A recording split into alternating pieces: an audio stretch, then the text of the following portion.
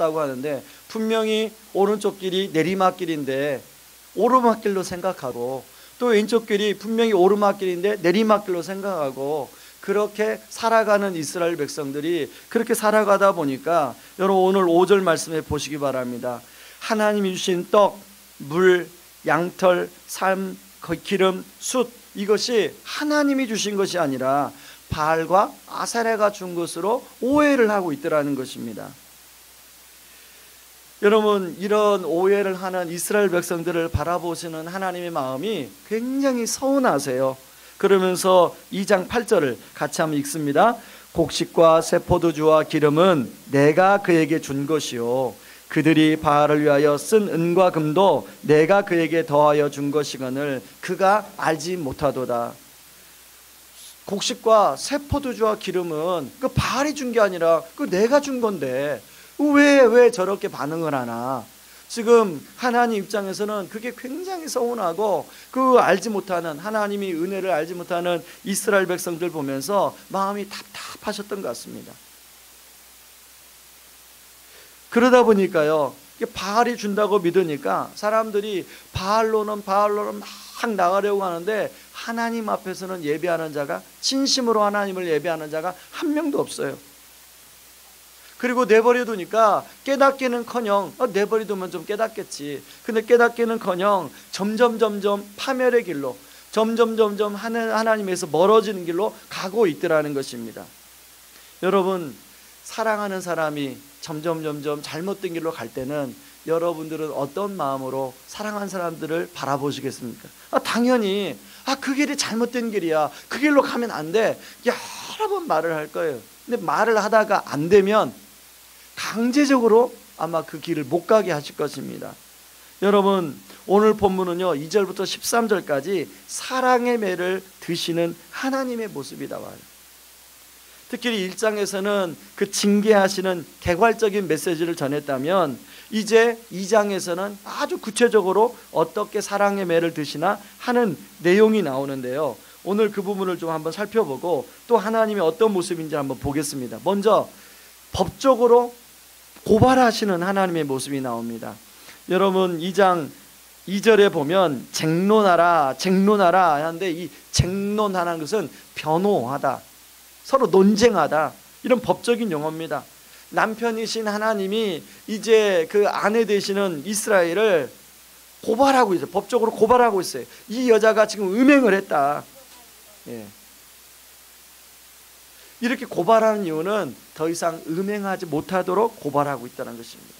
뿐만 아니라 이제 하나님께서는 가시로 바알에 가는 길을 막고 담을 쌓아 바알로 가는 길을 막고 있다고 이야기하고 있습니다. 그래도 말을 안 들으니까 하나님이 사람들이 곡식과 포도주를 바알이 줬다고 생각하는 것을 이제 하나하나 하나님께서 거두십니다. 하나하나 하나님이 빼앗으십니다. 여러분 그게 몇 절이냐면 2장 9절이에요. 2장 9절을 한번 읽습니다. 그러므로 내가 내 곡식을 그것이 익을 계절에 도로 찾으며 내가 새 포도주를 그것이 맛들 시기에 도로 찾으며 또 그들의 벌거벗은 몸을 가릴 내 양털과 새삼을 빼앗으리라. 여러분 엘리야 시대에 보면 하나님이 비를 3년 반 동안 내리지 않으셔가지고 포도주와 곡식을 추수할 수 없도록 만들어요. 하나님이 이게 바알이 준 거라고 생각하니까 그 생각을 깨닫게 하기 위해서 하나님이 비를 멈추시고 그것들을 다 빼앗으시는 하나님.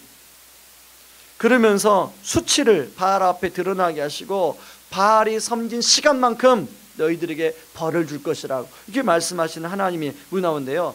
이렇게 하신 진짜 이유는 7절에 보십시오. 7절에 진짜 남편이신 하나님께 돌아오게 하도록 본 남편이 진짜 남편이 누구신지를 깨닫도록 하기 위함이라는 거예요.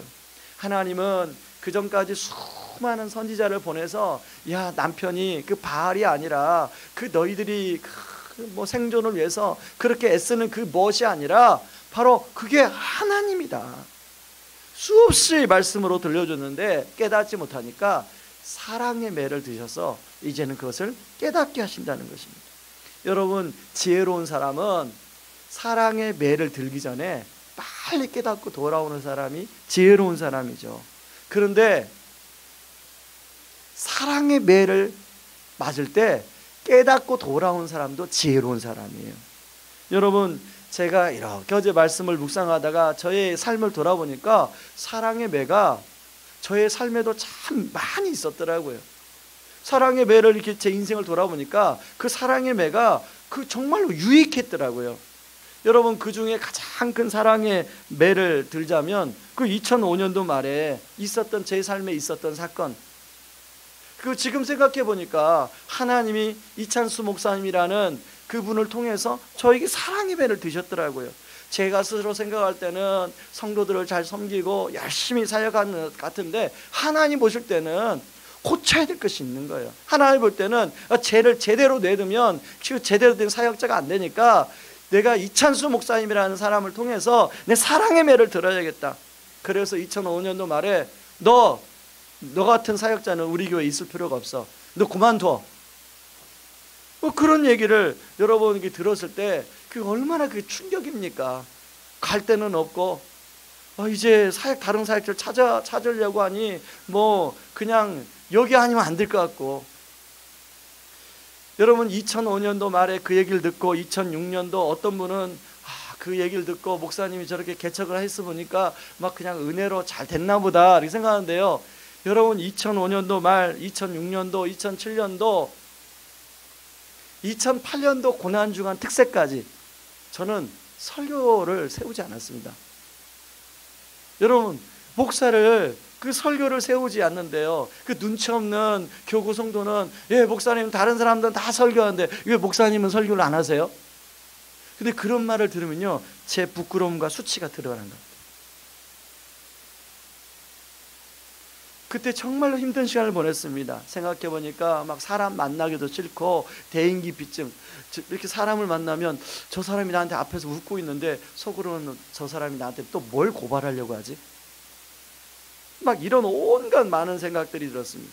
그런데요, 지나가 보니까 그 사랑의 매가 저를 유익하게 했더라고요. 아시다시피 그 사건 때문에 교회를 개척할 수 있는 길이 열렸어요.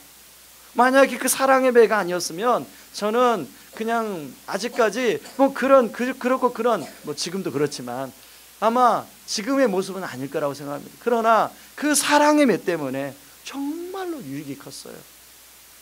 그래서요, 저는 자녀들을 위해 기도할 때 그렇게 두 가지로 기도합니다. 하나님, 우리 아이들이 지혜로운 아이들이 되게 해주세요. 하나님, 우리 아이들의 길이 하나님 목자가 되어서 열리게 해주세요. 그렇게도 기도하지만 하나님, 우리 아이들이 곁길로 나갈 때 하나님 바라만 보지 마시고 깨닫게 해주세요.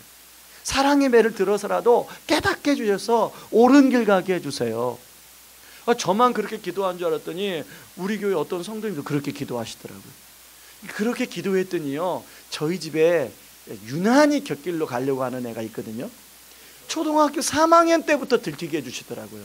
초등학교 3학년 때 그 문방구에서 팽이를 훔치다가 그냥 카메라 앞에서 훔치다가 그대로 걸려가지고, 여러분 웃지만요, 그 당시에 저희 집사람은요 가서 그 문방구 아저씨한테 제발 사적에서 손발을 빌어서 한 번만 용서해달라고 빌고, 어제 다시 물어봤더니 눈물을 톡 돌리면서 집에까지 걸어왔대요. 그런가 하면 그때를 시작으로 해가지고 최근까지 여러분, 이 아이가 지금 이제 중국에 하도 여기서 말썽을 펴가지고 중국으로 보냈다가 이제 다시 한국의 학교에 은혜로 지금 다시 편입했는데요, 중국에 있는 학교에 가서도요 하나님이 들키게 하시는데 거기는 들키면요 벌금이에요. 무조건. 이제 벌금도 그냥 몇만 원이 아니에요. 50만 원. 이성교제 하다 들키면 50만 원, 그리고 술 담배 하다 들키면 50만 원. 근데 할 때마다 들키게 해주시더라고요. 이야, 내가 기도를 잘못했구나. 그런데요, 결과적으로 보니까 여러분, 요즘에 그 중고등부 선생님들이 그러는 거예요. 목사님, 둘째가 달라졌어요. 제가 볼 때도 얘가 좀 달라졌어요. 그렇게 하나님이 들키게 하시니까 아빠 함부로 기도하지 마세요. 여러분, 하나님이 사랑의 매가 그 유익하더라고요. 네, 사랑의 매가 유익해요. 여러분이 자녀를 기도할 때 여러분 저처럼 기도하세요. 첫 번째는 하나님, 우리 자녀들의 목자가 되어서 우리 자녀들의 인생길을 인도해 주세요. 그런가 하면 우리 자녀가 혹여나 잘못된 길로 빠질 때 하나님 사랑의 매를 들어서 깨닫고 돌아오는 은혜가 있게 해주세요. 그 당시는 그 시간이 눈물의 시간이지만 지나고 나면 그것이 유익한 시간이 되더라고요. 이런 측면에서 우리 주님은 지금도 우리에게 말씀하세요. 애야, 말씀할 때 돌아와라. 오늘 또 너에게 내가 말씀하지 않냐. 그렇게 말씀할 때 깨닫고 돌아와라. 그러나 그 깨닫지 못하면 우리 주님이 우리를 향해서 사랑의 매를 드실 때가 있어요. 그러나 사랑의 매가 맞을 때는 아파요. 힘들어요. 절치부심의 시간이 있어요. 그러나 그것 때문에 우리의 영혼이, 우리의 인생이 유익하게 되는 줄 믿습니다. 여러분, 이 매가 그냥 그 징계로 끝나버리면 사랑의 매가 될 수가 없지만요, 오늘 14절에 보세요. 우리 하나님은요, 오늘 이제 14절부터 23절까지는 그 징계하시는 하나님의 모습을 비추었다면 싸매어 주시는 하나님의 사랑이 나옵니다. 여러분, 첫 번째 어떤 사랑이 싸매어 주시는 하나님이 나오시냐면, 여러분 14절 같이 한번 읽어봅니다. 그러므로 보라, 내가 그를 타일러 거친 들로 데려가서 말로 위로하고. 이 타일러라는 말은 사랑하는 연인끼리 토닥거리는 말이에요. 여러분, 앞에서 하나님이 이스라엘을 법적으로 고발했잖아요. 저 여자가 음란에 빠졌다, 음행에 빠졌다 막 고발하고 수치를 드러냈는데, 그런 하나님이 다시금 그런 이스라엘을 사랑하는 연인으로 대하면서 토닥거리고 그리고 위로하고. 여러분, 여기 광야라는 단어는요, 바로 어디를 생각하냐 되냐면 출애굽을 생각하시면 돼요. 하나님과 이스라엘 백성이 처음 만났던 그 출애굽, 그렇게 하나님이 첫사랑의 장소처럼 이스라엘을 대하신다는 거예요. 여러분, 그리고 16절 말씀을 보세요. 16절 같이 한번 읽어봅니다. 여호와께서 이르시되 그날에 내가 나를 내 남편이라 일컫고 다시는 내 바알이라 일컫지 아니하리라. 여기 내 남편이라는 단어와 바알이라는 단어가 나오는데 이게 똑같은 말이에요. 바알도 이게 뜻을 보면 이게 두 가지 뜻이 있는데, 하나는 고유명사로는 바알신을 말하고 일반 명사로는 남편을 말해요. 여기서는 일반 명사로 쓰였어요. 여기 앞에 나오는 나를 내 남편이라 일컫고 할 때 그 남편은 원어로 이씨라는 단어인데, 이 두 남편의 개념이 달라요.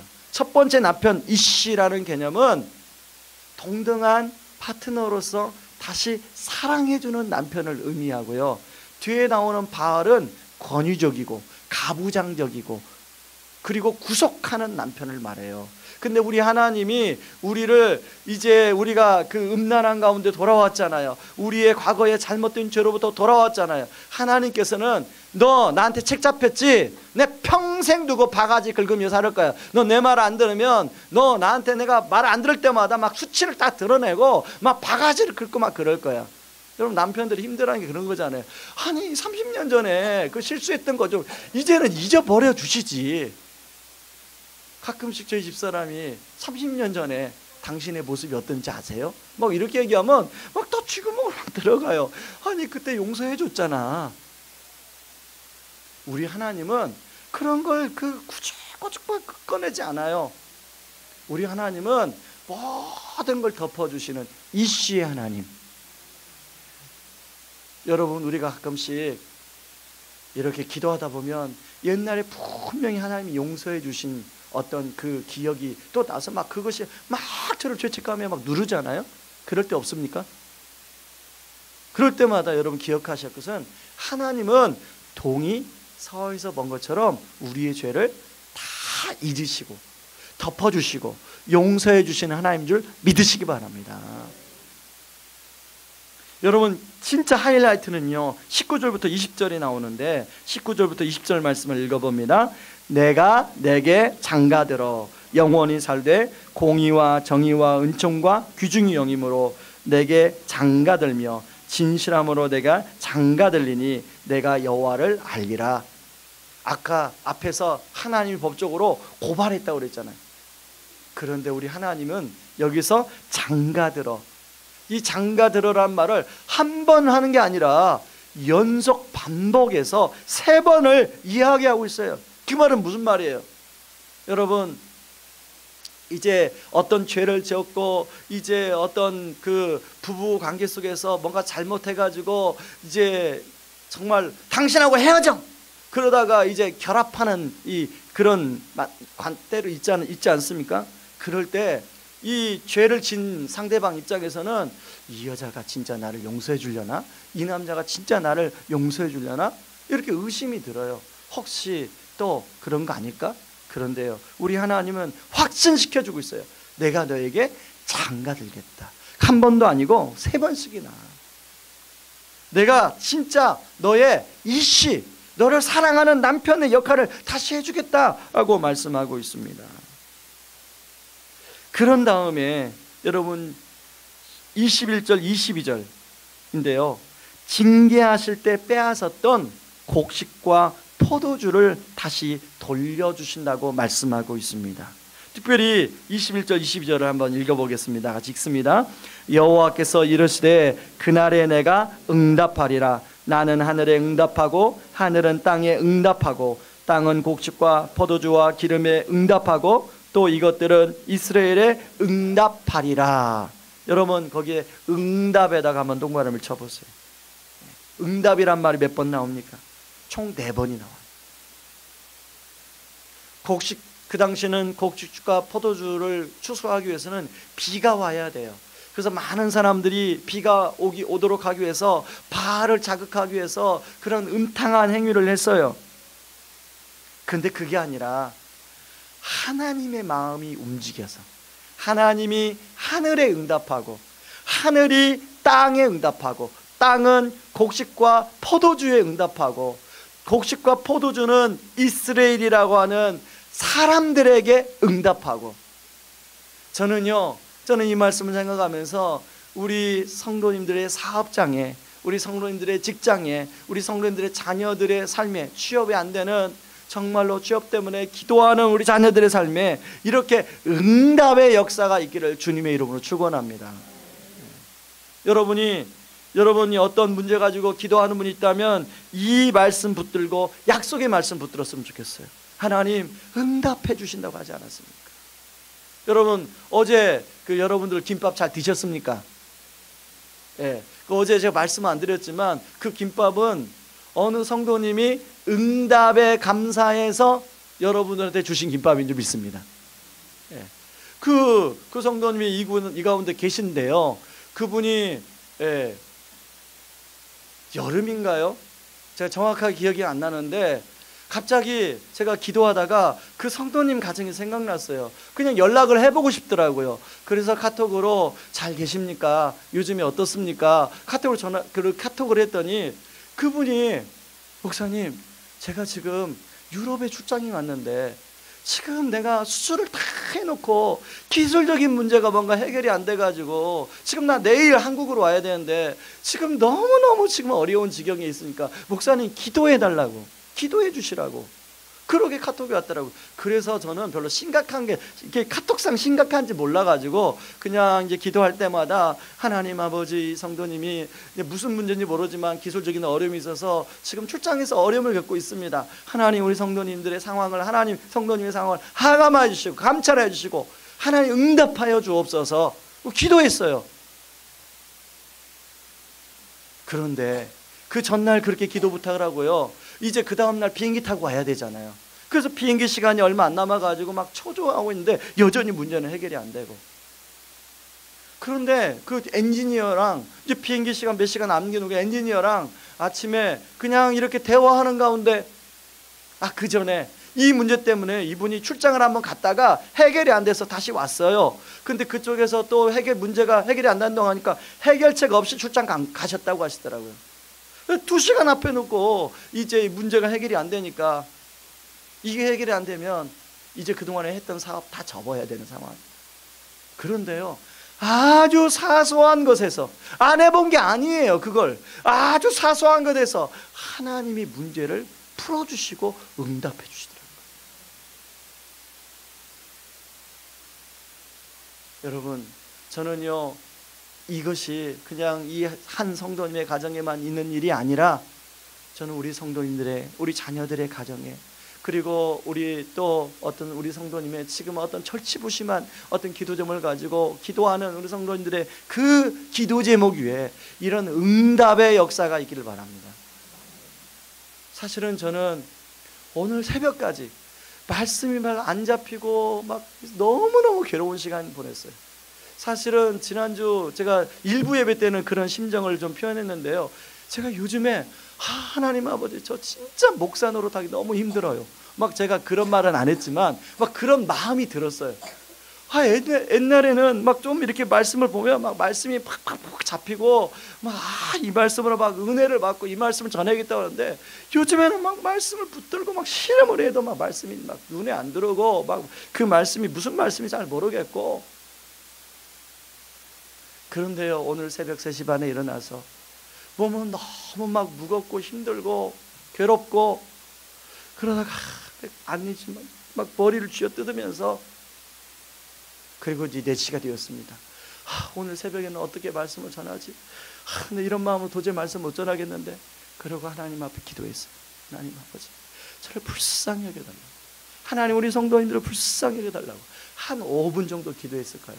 제 안에 하나님의 음성이 들리기 시작합니다. 네가 하는 게 아니다, 내가 너와 함께 한다.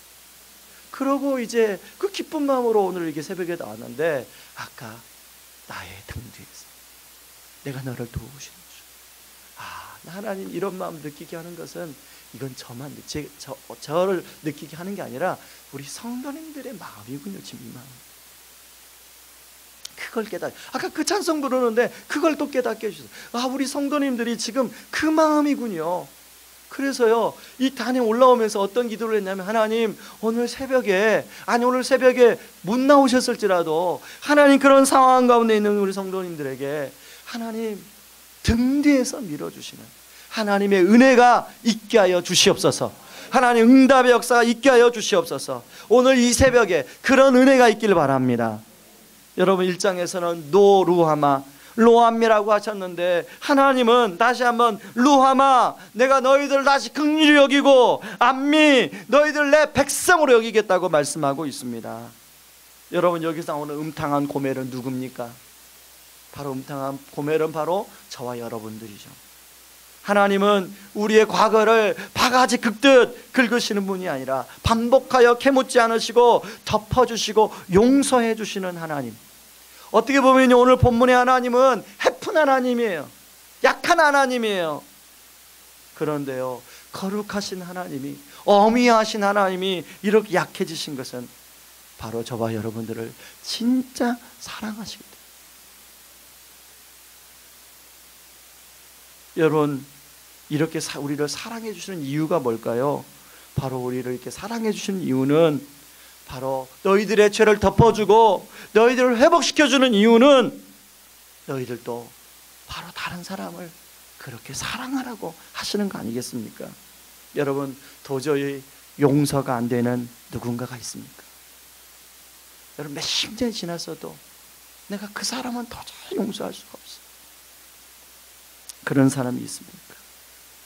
그것이 오랫동안 상처가 되고 아픔이 되어서 내가 용서를 안 하는 줄 알았네. 그러니까 나는 그냥 이제 그 사람 잊어버려서 끝난 줄 알았는데, 여러분, 그렇게 용서를 안 하면요, 그게 마음속에 온갖 상처와 아픔으로 다 자리 잡아 있어요. 내 뼈와 근심을 다 상하게 자리 잡고 있어요.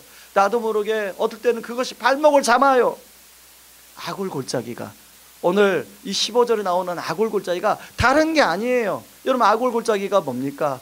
바로 아간과 가족들이 범죄해서 다 죽임을 당한 골짜기가 아골골짜기 아닙니까? 여러분, 아골골짜기 사건은 옛날에 다 지나갔어요. 그런데 여러분, 우리 마음 심령 속에 아골골짜기 흔적이 있지 않습니까? 그 흔적 때문에 자꾸 그것이 발목을 잡고 그 흔적이 나도 모르게 우리 아이들에게 자꾸 영향을 주고, 그런데 과거의 사건이야, 나 괜찮아, 나 시간이 다 해결해줬어. 여러분, 그 시간 해결이 아닙니다. 여러분, 아직까지 여러분의 삶에 아골골짝 흔적이 남아있다면 직면하세요. 직면하세요. 지금이라도 직면하시는 게 좋아요. 그걸 하나님 앞에 꺼내들고, 주님, 그걸 치료하여 주시옵소서. 하나님, 제가 더 나이 들기 전에, 더 세월이 가기 전에 그거 치료하여 주옵소서. 여러분, 우리 하나님이 오늘 뭐라고 약속합니까? 아골골짜기를 소망의 문으로 삼아주겠다. 내가 너를 그냥 남편으로 너한테 장가드는 정도가 아니라 너의 마음속에 있는 아골골짜기를 소망의 문으로 삼아주겠다 말씀하고 있습니다. 여러분, 오늘 이 새벽에 여러분의 아골골짜기가 치유와 회복이 일어나는 소망의 문이 되기를 주님의 이름으로 축원합니다. 여러분, 오늘 우리 주님은 우리에게 장가들겠다고 하는데요, 여러분, 우리가 주님이 우리의 장가들다면 우리는 순결한 신부가 되어야 돼요. 저와 여러분이 주님의 순결한 신부가 되어서 주님이 우리에게 장가들 때 우리가 기쁨으로 우리 주님을 맞이하는 그런 은혜가 있기를 주의 이름으로 축원합니다. 우리 시간에 찬양하고 기도하겠습니다. 십자가 그 사랑 멀리 떠나서 함께 찬양하겠습니다.